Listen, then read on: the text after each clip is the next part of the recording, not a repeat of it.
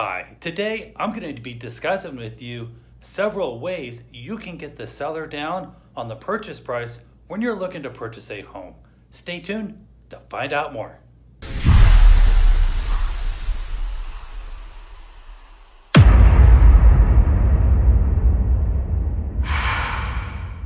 Hi, here are multiple ideas that you can utilize to get the seller down on price when you're looking to purchase a home.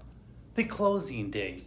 If the property is vacant, typically the sooner the better. If the property is occupied, you need to ask the listing agent what's important to the seller. Having a 20 or 30-day close may stress out the seller, so you want to find out if they want a longer close besides a shorter close. Put a as-is clause in the contract. You can still get out of the transaction based on the home inspection, but you want to let the seller know that at this price and with these terms, you will not ask the seller per the inspection for any repairs or any credits or reduction in closing costs.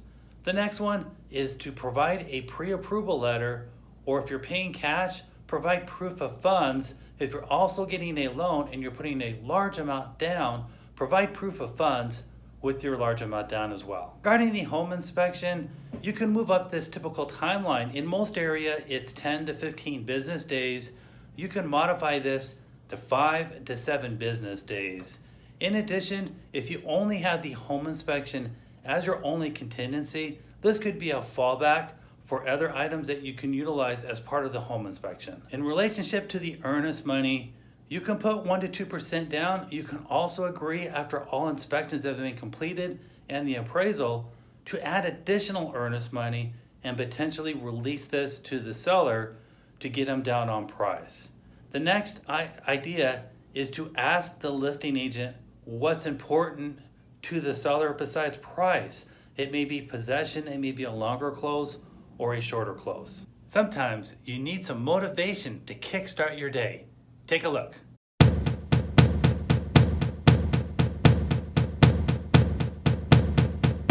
Next idea is to prepare a CMA, competitive market analysis, directed towards the listing agent and the seller. You want to also point out the negative features of the property compared to the positive features of the other properties that might be lower priced than what you are actually offering. Next idea is when you do present your offer, this is typically done via email. You want to present some key points on why you're offering a lower price and point out to the listing agent, who will share this to the seller, some negative key points that you want to make sure they understand why you came in at the price you are. And last idea is a fear of loss, particularly in a buyer's market.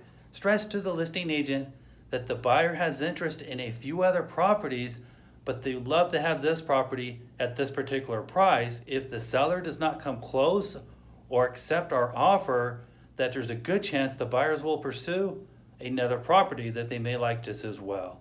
For more free real estate tips, simply follow me on my Facebook or Instagram accounts. Thanks so much for watching and have yourself an awesome day. If this is your current real estate broker, please call me today.